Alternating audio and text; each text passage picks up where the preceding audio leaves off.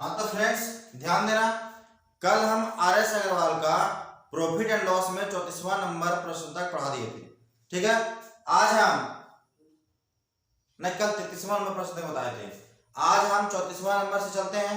तो ध्यान देना, 34वां नंबर प्रश्न का आता है कि 1 रुपया की 12 टॉफी बेचने पर एक व्यक्ति को 20% का हानि होता है। इस पर 20% लाभ कमाने हेतु 1 रुपये में कितनी टॉफी बेची जानी चाहिए। ठीक है, तो ध्यान देना, 1 रुपये में 12 टॉफी बेचने पर 20% का हानि हो रहा है। 20% का हानि हो रहा है।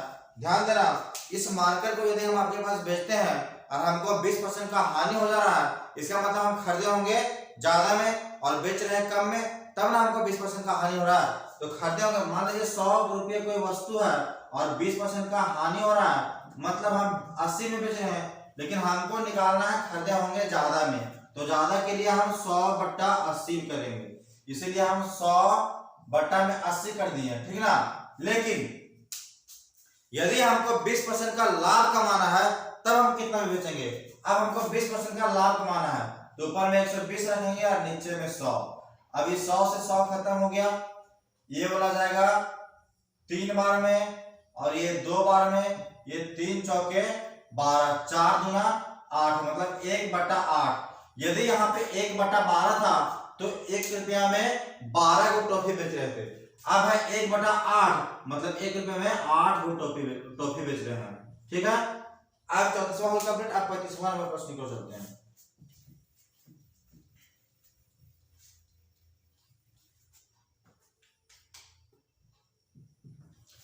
पैंतीसवां नंबर प्रश्न कहता है कि एक रुपया के 20 की दर से बटन बेचने पर एक दुकानदार को 4% का हानि होता है। इस पर 20% का लाभ कमाने हेतु 1 रुपया में कितना बटन बेची जाना चाहिए। ठीक है, ध्यान देना, यदि हम 1 रुपया में 20 को बटन बेचते हैं तो 4% का हानि होता है। 4% का हानि होता है तो 1/96 कर दो, चाहे नीचे में 96 से गुणा कर दो। ठीक है, यदि 20% का लाभ कमाना चाहे, 20% का लाभ कमाना चाहे तो 1 रुपये में कितनी बटन बेची जानी चाहिए, वही नियम से चलते हैं। ठीक ना, 1 रुपया में 20 को बटन बेचते हैं तो हमको 4% का हानि होता है, मतलब हम खरीदे होंगे ज्यादा में, तो ऊपर रखेंगे 100 और नीचे 96। अब हमको 20% का लाभ कमाना है तो ऊपर में 120 और बट्टा में 100, ये कट जाएगा। उसके बाद 20 छक 120 और ये कट जाएगा, ये 16 बार में, मतलब 1/16 आ गया। जब 1/20 था उस टाइम हम 1 रुपया में 20 को बटन बेच रहे थे, अभी 1/16 है, इसका मतलब अब हम 1 रुपये में 16 को बटन बेच रहे हैं। ठीक है, इसका आंसर कितना हो जाएगा 16। तो 35वां नंबर प्रश्न हो गया। 36वां नंबर की ओर चलते हैं। क्या कहता है कि एक खिलौने को 10.80 में बेचने पर 10% का हानि होता है। इसे कितना रुपया में बेचा जाए कि 20% का लाभ हो। ठीक है, 36 नंबर प्रश्न कहता है यदि हम कोई चीज को 10.80 में बेचते हैं तो 10% का हानि हो जाता है। मतलब 10% का मतलब 100 का वस्तु है, 10% का हानि हो रहा है, मतलब 90% में बेच रहे हैं। हम 10.80 को 90% में बेच रहे हैं। ठीक ना, यदि 20% का लाभ कमाना चाहिए, यदि हम 120% में बेची जाना चाहिए तो वस्तु कितना में बिकेगा। ठीक है, तो ध्यान देना, यदि 90% का वैल्यू दिया है, 90% का वैल्यू दिया है 10.80, तो 120% का मान कितना हो जाएगा, तो 10.80/90 और गुना में 120, तो 0 से 0 खत्म हो गया। ठीक है,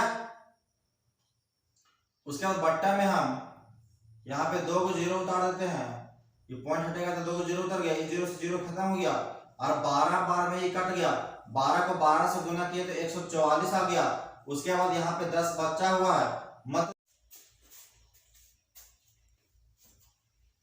अब चलते हैं 37वां नंबर प्रश्न की ओर। ठीक है, तो 37वां नंबर प्रश्न क्या कहता है,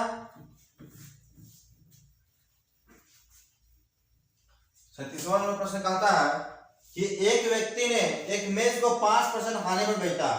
यदि वह इसे 80 रुपये अधिक में बेचता और 5% 80 रुपये अधिक में बेचा तो उसे 5% का लाभ होता, तो मेज का क्रय मूल्य क्या होगा। ठीक है, 37 नंबर प्रश्न कहता है कि एक व्यक्ति एक मेज को 5% हानि पर, मतलब 100 का चीज 5% हानि पर, मतलब 95% पर, ठीक है ना। यदि वह इसे 80 रुपये अधिक में बेचता और तो उसे 5% का लाभ होता, मतलब 105 में बेचता। ठीक है, कितना रुपया अधिक में, 80 रुपये अधिक में। 80 रुपये अधिक का मतलब 80 रुपये यहाँ अधिक। अब ध्यान देना यहाँ पे बुक का मतलब 80 रुपये अधिक, मेरे हिसाब से 10 का अधिक, 10% का मान दिया 80, तो 100% का मान 800। ठीक है, इसका सीपी कितना हो जाएगा, 800 रुपया।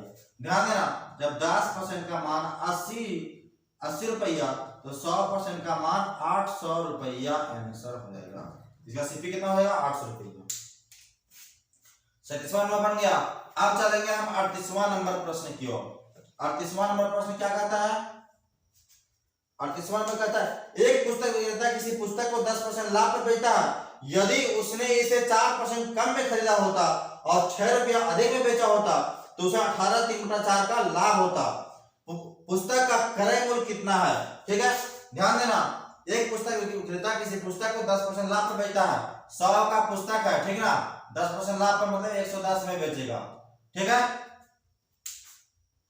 यदि वह इसे 4% कम में खरीदा होता, यदि वह 96% में खरीदा होता, ठीक ना, और 6 रुपये अधिक में बेचा होता, मतलब 6 रुपये अधिक में बेचा होता, तो उसे 18 3 बटा 4 का लाभ होता। 18 3 बटा 4 का लाभ होता, मतलब 75 बटा 4% का लाभ होता। इसको हम रुपया में निकालते हैं तो बटा 100 कर देंगे, ये 3 बार में 4 बार में, मतलब 3 बटा 16। अब ध्यान देना, लाभ होता है मतलब हमेशा सीपी पर होता है लाभ, तो सीपी हो गया 16, 3 का प्रॉफिट, बेचा कितना है 19 में। ध्यान देना, यहाँ बोल रहा है खरीदा 96 में, यहाँ बोल रहा है खरीदा 16 में, 16 का मतलब 96, हमको चाहिए यहाँ वाला मूल्य, यहाँ वाला मतलब एसपी वाला मूल्य, एसपी कितना 19 रुपया, तो 16 का मतलब 96, तो 19 का मतलब कितना, तो 96 बटा 16 गुना में 19, तो 16 6 का 96, 6 को 19 से करेंगे तो 114 आ जाएगा। अब ध्यान देना, ये बोल रहा है 4, ये बोल रहा है 6 रुपया अधिक में, और मेरे हिसाब से आ रहा है 4 रुपया अधिक में, ये बोल रहा है 6 में अधिक, और ये बोल रहा है 4% का अधिक, मतलब 4% का मान आ गया 6, 4% का मान आ गया 6 रुपया, हमको चाहिए 6% का मान।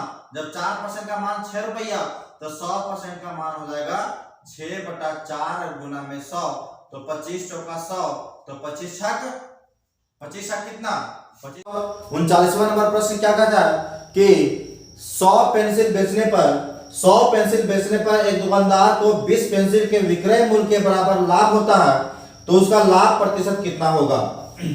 ठीक है, 39वां प्रश्न कहता है कि 100 पेंसिल बेचने पर एक दुकानदार को 20 पेंसिल के विक्रय मूल्य के बराबर लाभ होता है। विक्रय मूल्य बोला है, ठीक है, मान लीजिए मेरा विक्रय मूल्य अगर 100 होगा, अगर एसपी 100 है और 20 का प्रॉफिट हो रहा है, 20 का प्रॉफिट हो रहा है, 100 में बेचने से 20 का प्रॉफिट हो रहा है, तो मेरा खरीदे होंगे कितना में, तो खरीदे होंगे 80 में, 80 में खरीदे होंगे तो मेरे 20 का प्रॉफिट होके 100 में बेचेंगे, तो 80 में खरीदे होंगे। अब हमको लाभ प्रतिशत निकालना है, तो 20 बटा में 80 और गुने 100, तो 20 चौके 80, ये कट जाएगा तो 25% का लाभ होगा। कितना परसेंट का लाभ होगा, 25% का लाभ होगा। ठीक है, 39 नंबर पर समझ गया। अब चलेंगे हम 40 नंबर प्रश्न की ओर। 40 नंबर प्रश्न क्या कहता है, तो 40 नंबर प्रश्न कहता है कि 36 संतरे बेचने पर एक फल विक्रेता को 40 संतरे के विक्रय मूल्य के बराबर हानि होता है, उसकी हानि प्रतिशत कितना है। ठीक है, तो हानि प्रतिशत कितना है, ठीक है ना। अब 36 संतरे बेचने पर एक फल विक्रेता को 4 संतरे के विक्रय मूल्य के बराबर हानि हो जा रहा है। मान लीजिए हम बेच रहे हैं 36 गो संतरा, जिसमें से हमको लॉस हो जा रहा है कितना का, 4 गो संतरा के विक्रय मूल्य के बराबर लॉस हो जा रहा है, तो हम खरीदे होंगे कितना में। तो ध्यान देना कि अगर हमको 36 को हम बेच रहे हैं तो 4 के बराबर लॉस हो जा रहा है, मतलब मेरे पास 40 को होगा, अगर 40 को होगा तभी ना 4 का लॉस होके तब मेरा 36 में बेच रहे हैं। अब ध्यान देना, हमको बोल रहा है कि इसमें हानि प्रतिशत निकालने के लिए, तो हानि प्रतिशत निकालने के लिए हानि बट्टा क्रय मूल्य कितना 40 गुने 100, अब 10 चौका 40 और 10 दहाई 100, मतलब 10% का हानि हुआ। कितना परसेंट का हानि हुआ? 10% का हानि हुआ। ठीक ना। अब चलेंगे 40वां नंबर बन गया। अब चलेंगे 41वां नंबर प्रश्न की ओर। तो 41वां नंबर प्रश्न क्या कहता है, ध्यान देना। 41वां नंबर प्रश्न कहता है कि 250 केले बेचने पर एक फल विक्रेता को 50 केलों के विक्रय मूल्य के बराबर लाभ होता है, तो उसका लाभ प्रतिशत कितना है? ध्यान देना। 41 नंबर प्रश्न कहता है कि 250 केला बेचने पर, मतलब एसपी कितना, 250 केला बेचने पर एक फल विक्रेता को 50 केले के विक्रय मूल्य के बराबर लाभ होता है, मतलब प्रॉफिट हो रहा है कितना का, 50 केले के विक्रय मूल्य के बराबर। तो सीपी कितना होगा, हम 250 बेच रहे हैं, इसमें से 50 का लाभ हो जा रहा है, मतलब खरीदे होंगे हम 200 में खरीदे होंगे, 50 का लाभ कमा करके हम 250 में बेचेंगे। ठीक ना। मतलब हमको लाभ प्रतिशत निकालने के लिए लाभ बट्टा क्रय मूल्य 200 गुने 100, तो ये 2 बार में और ये 25 बार में, मतलब 25% का लाभ होगा। कितना का लाभ होगा? 25% का लाभ होगा। ठीक है। अब मेरा 41वां नंबर प्रश्न बन गया। अब चलेंगे हम 41वां नंबर ना, 41वां नंबर है, 41वां बन गया। अब मेरा 41वां बन गया। अब चलेंगे हम 42वां नंबर प्रश्न की ओर। है कि एक दुकानदार अपने सामान को क्रय मूल्य पर ही बेचने का, मतलब क्रय मूल्य पर ही बेचता है, परंतु वह 1 केजी के स्थान पर 960 ग्राम तौलता है। ठीक ना। तौल का प्रयोग करता है, उसका लाभ प्रतिशत कितना है? ध्यान देना। 42वां नंबर प्रश्न कहता है कि एक दुकानदार अपने सामान को क्रय मूल्य पर ही बेचता है, मतलब जितना में खरीदा उतना में ही बेच रहा है, लेकिन वह 1 किलो के जगह पर 960 ग्राम तौलता है। मान लो एक दुकानदार 1000 ग्राम को 1000 रुपया में खरीदा होगा। ठीक है। 1000 ग्राम को 1000 रुपया में खरीदा होगा। ठीक ना। लेकिन जिस समय वो बेचता है वो 960 ग्राम तोलता है और उससे 1000 रुपया ले लेता है, तो कितना का लाभ कमा लेता है? तो यहाँ पे 40 रुपये का लाभ कमा लेता है। कितना में? 960 में। और गुना में परसेंट निकालने के लिए 100 से कर देंगे, 0 से 0 कैंसिल हो जाएगा।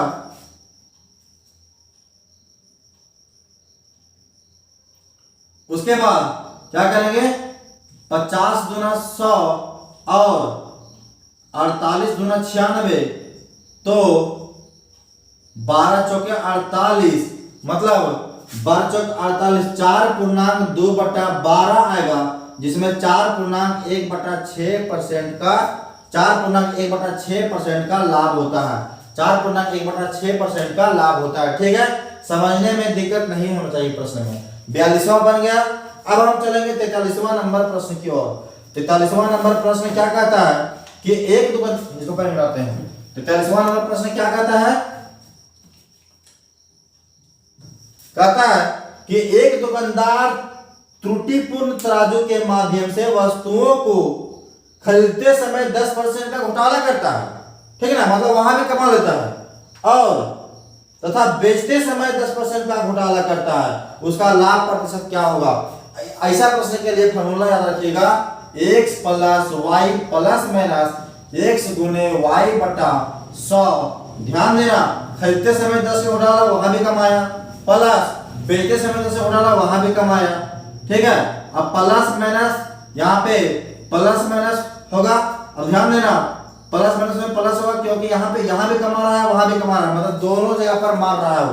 यहाँ भी पॉजिटिव ले रहा है और वहां भी पॉजिटिव, मतलब दोनों जगह पर मार रहा है, इसलिए हम प्लस लेंगे। और गुना में 10 गुना 10 बट्टा में 100, 10 दहाई 100 खत्म, 1 बचा।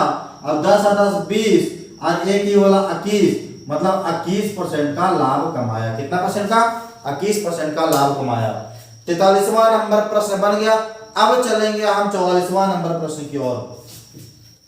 44वां नंबर प्रश्न क्या कहता है कि एक दुकानदार 10% लाभ पर चाय बेचता है तथा वास्तविक माप से 20% कम तौल के बाट का प्रयोग करता है, उसका लाभ प्रतिशत क्या है? ध्यान देना, बोला गया एक दुकानदार 10% लाभ पर चाय को बेचता है। ठीक है, कितना परसेंट लाभ पर चाय को बेचता है? 10% लाभ पर चाय को बेचता है। कितना नंबर है? 45वां नंबर ना, 45वां नंबर। 10% लाभ पर चाय को बेचता है। मान लीजिए 100% का कोई चीज है, 10% लाभ पर बेचेगा, मतलब 110% में बेच रहा है। ठीक है, उसके बाद वास्तविक माप से 20% कम तौलता है, और तौलता है 20% कम है, बड़ा होशियार है। 100% की जगह पर 20% कम है तो तौलता है, मतलब 80% तौलता है। 80% तौलता है और 110 रुपये वो लेता है, और 80% तौलिए को देता है। मतलब कितना मारता है? 30 मारता है। किसे मारता है? 30। कितना में? 80 में, और गुना में 100। ये 0 से 0 खत्म। ये जाएगा कितना बार में? 50 बार में, है ना। और ये 4 बार में, ये 25 बार में, ये 2 बार में। ठीक ना, 25 दिया 75, 75 बटा 2। अगर इसको काट देंगे, 75 बटा कितना है? 2। अगर भागा देंगे तो 37 दूनी 74, तो 37.1/2% का क्या कमा ले रहा है? लाभ कमा ले रहा है। ठीक है, 37.1/2% का लाभ कमा ले रहा है। ठीक ना, 45वां नंबर प्रश्न बन गया। अब चलेंगे हम 46वां नंबर प्रश्न की ओर। 46वां नंबर प्रश्न क्या कहता है? कहता है किसी वस्तु को 900 में बेचने पर प्राप्त लाभ उस वस्तु को 600 में बेचने पर हुई हानि का दुगना है। ठीक है, इस वस्तु का क्रय मूल्य कितना है? ध्यान देना, हम पहले बताए थे किसी वस्तु को बेचने पर प्राप्त लाभ और वही वस्तु को बेचने पर हुई हानि दोनों बराबर हो तो दोनों को जोड़ के हम 2 से भागा देते थे तो उसका क्रय मूल्य निकल जाता था। लेकिन इसमें एक लाभ हो रहा है और एक हानि हो रहा है, लेकिन दोनों दुगना है। ऐसी स्थिति में क्या करेंगे हम? 46वां नंबर प्रश्न, किसी वस्तु को 900 में बेचने पर प्राप्त लाभ 600 में बेचने पर हुई हानि का दुगना है। मान लीजिए हानि हो रहा होगा 1 तो उसका लाभ होता होगा 2।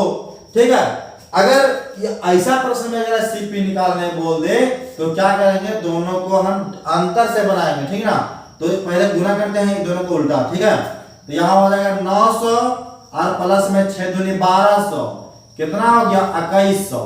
अब 2100 को दोनों को अंतर करेंगे। ठीक ना, ये हो रहा है लाभ, तो 2 प्लस नहीं, इसमें भी जोड़ेंगे ना, अंतर करेंगे इसमें। ठीक ना, देखते हैं अंतर करके। 2 माइनस कितना? यहाँ हानि हुआ है माइनस का, तो -1, मतलब 2 और 1 3 का अंतर से भागा दे देंगे, 3 से भागा दे देंगे तो 700, मतलब 700 रुपया उसका क्या है? सीपी मतलब क्रय मूल्य है। 46वां नंबर प्रश्न बन गया। ध्यान देना, अब 47वां नंबर प्रश्न की चलते हैं। ठीक है, 47वां नंबर प्रश्न क्या कहता है? 47वां नंबर प्रश्न क्या कहता है? कहता है कि 2 प्रकार के चाय का क्रय मूल्य 180 रुपये प्रति केजी तथा 200 रुपये प्रति केजी है। इनमें से 5:3 के अनुपात में मिलाकर मिश्रण को 210 रुपये प्रति केजी के दर से बेचा जाता है। इससे उसने कितने प्रतिशत का लाभ होता है? ठीक है, 2 प्रकार का चाय है। एगो चाय है 180 रुपये और एगो चाय कैसे रुपया है? एक 80 रुपये है और एक है 200 रुपये केजी। ठीक है, 180 रुपये ला 5 केजी ना, हाँ 180 रुपये ला 5 केजी लिया है और 200 रुपये ला 3 केजी लिया है। अब दोनों के मिला के 210 रुपये बेचता है तो 5 केजी 3 केजी मतलब 8 केजी। अब 8 केजी को ऐसे मतलब 8 केजी को 210 रुपये बेचता है। ठीक है ना, सबसे पहले याद हो कितना में यहाँ खरीदा होगा? 18×5 = 90, 900 और 200 दिया 600, 600 और 900 कितना? 1500। मान लीजिए वह 1500 में क्या था? 1500 में खरीदता ना, 1500 में इतना में, हाँ। और उसके बाद 8 का 8 और 8 दूनी 16, 1680 में बेचता है, 1500 में खरीदता। कितना का लाभ होता है? 180 का लाभ होता है। कितना पर? 1500 पर, और गुना में 100, 2 0 से खत्म। 15 एकम 15, 15 दूनी 30, मतलब 12% का लाभ हुआ। समझने में दिक्कत नहीं होना चाहिए। 12% का लाभ हुआ है, ठीक है। मेरा बन गया 47वां नंबर प्रश्न। अब चलेंगे हम 48वां नंबर प्रश्न की ओर। 48वां नंबर प्रश्न क्या कहता है? 48वां नंबर प्रश्न कहता है कि शुद्ध घी का भाव 100 रुपये प्रति केजी है। इनमें से 50 रुपये प्रति केजी के भाव वाला वनस्पति का तेल मिलाकर मिश्रण को 96 रुपये प्रति केजी बेचा जाए तो इस प्रकार 20% का लाभ होता है। इन्हें किस अनुपात में मिलाया गया है? इन्हें किस अनुपात में मिलाया गया है? ठीक है। शुद्ध घी का भाव 100 रुपये प्रति केजी, 100 रुपये प्रति केजी और 50 रुपये वनस्पति का तेल मिलाया गया है, जिसमें 96 रुपया बेचने पर दोनों को मिला करके 96 रुपये में बेचने के बाद 20% का लाभ हो जा रहा है। 20% का यहाँ बेच रहा है, ठीक है, तो 20% का लाभ हो जा रहा है। तो खरीदा होगा कितना में? खरीदा होगा कितना में? तो खरीदा होगा 20% का लाभ हो रहा है, मतलब खरीदा होगा कम में। खरीदा होगा कम में, तो कम निकालने के लिए क्या करेंगे? 100/80, तो ये 0 से 0 खत्म और 8 का 8 दूनी 16, मतलब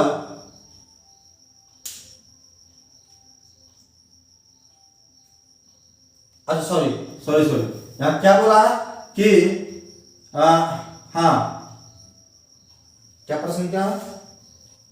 हाँ 96 रुपये प्रति केजी बेचने के बाद 20% का लाभ ना हो रहा है। 20% का लाभ हो रहा है मतलब खरीदा होगा कम में, तो लाभ हो रहा है तो जुटेगा ना। तो 100/120, 0 से 0 खत्म, 12×8 = 96, तो 8×10 = 80। अब 80 रुपये में खरीदा होगा, ठीक है, कितना में? 80 में। अब उसका अनुपात में पूछा कितना कितना मिलाए होंगे, तो यहाँ पे 30 और यहाँ पे कितना? 20, दोनों काट दिया, मतलब 3:2 के अनुपात में दोनों को मिलाया गया है। 100 रुपये वाला लिया गया था 3 केजी और 50 रुपये वाला लिया गया था 2 केजी, दोनों को मिला करके 80 रुपये के दर से बेचा था, ठीक है ना। खरीदा 80 और 96 रुपये के बेचने के बाद उसको कितना का लाभ होता है? उसको 20% का लाभ हो जाता है, ठीक है। अब मेरा 48वां नंबर बन गया। अब चलेंगे हम 49वां नंबर प्रश्न की ओर। 49वां नंबर प्रश्न क्या बोलता है कि मुकेश ने 40 केजी गेहूं 12.50 रुपये प्रति केजी के दर से खरीदा, ठीक है। पहले प्रश्न पढ़ते हैं। तथा 25 केजी गेहूं 15.10 रुपये प्रति केजी के दर से खरीदा। इन्हें मिलाकर मिश्रण को किस भाव से बेचे कि 10% का लाभ हो, ठीक है ना। तो ध्यान देना, 40 केजी गेहूं 12.50 रुपये प्रति केजी की दर से, 40 केजी गेहूं 12.50 रुपये प्रति केजी की दर से, तो कितना में खरीदा होगा? 4×5 = 20, 4 दूनी 8 और 2 10, उसके बाद 4 दूनी 8 और 2 10, 4 के हम 4 और 1 5, 1 0 1 0 2 0 हुआ यहाँ पे, ठीक ना, 2 0 हुआ, 0.2 अंक के बाद, मतलब 500 रुपये यहाँ पे लगा था, ठीक है। उसके बाद तथा 25 केजी गेहूं 15.10 रुपये प्रति केजी की दर से, 25 केजी गेहूं कैसे रुपये? 15.10, ठीक है। तो दोनों को गुना करते हैं, तो 25 से कम 25, 2 25 25 125 और 2 127, 12, 25 से कम 25 और 12 कितना? 37 है ना। अब यहाँ हो गया 0, 0.2 अंक के बाद 2 अंक के बाद, मतलब 370.5, 377.5 इतना में खरीदा, ठीक है, मतलब 5 7 7 8, ठीक है ना। अब इसको किस दर से बेचे कि उसको 10% का लाभ हो। अब 10% का लाभ कमाना है, मतलब 110/100, ये हट जाएगा तो यहाँ 0 हो जाएगा। इसको काटना है तो कैसे काटेंगे, ठीक है ना। अब देखो यहाँ पे कितना केजी है, यहाँ ध्यान देना, यहाँ पे 40 केजी और यहाँ पे 25 केजी। अब उसको 65 से भागा देते हैं ना, तो हमको यहाँ पे एक ही बार में निकल जाएगा, तो 13×5 = 65, 13×5 = 65 और यहाँ पे 5 का पारा में एक बार में, उसके बाद यहाँ 3 बचा और 5 7 35, 2 बचा, 5 25, 2 बचा, 5 25, ठीक है। उसके बाद और कटेगा, देखते हैं काट के, 20 25 100, तो यहाँ काटेंगे तो कितना हो जाएगा? यहाँ काटेंगे तो हो जाएगा 5 दिया 15, उसके बाद 2 बचा, 5 25 और 5 से कम 5, ठीक है। और कटेगा, और कितना कटेगा? 13 दूनी 26, 13 दूनी 26,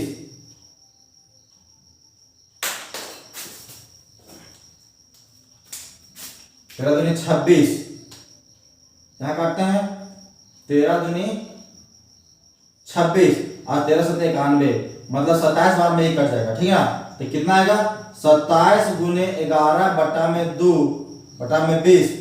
ठीक है ना, अब गुना करेंगे तो 27 एकम 27,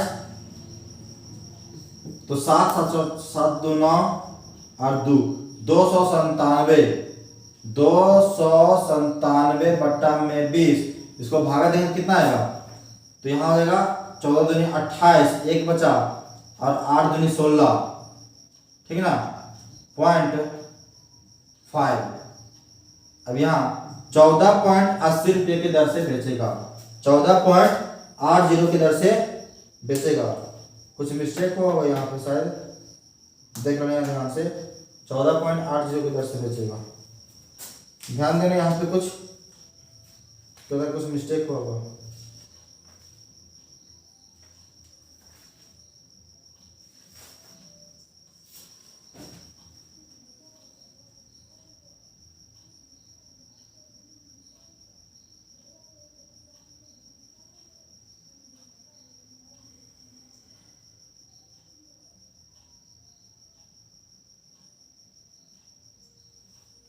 कहीं थोड़ा बहुत मिस्टेक हुआ देख लीजिए यहाँ पे। ठीक है, देख लीजिए यहाँ पे ना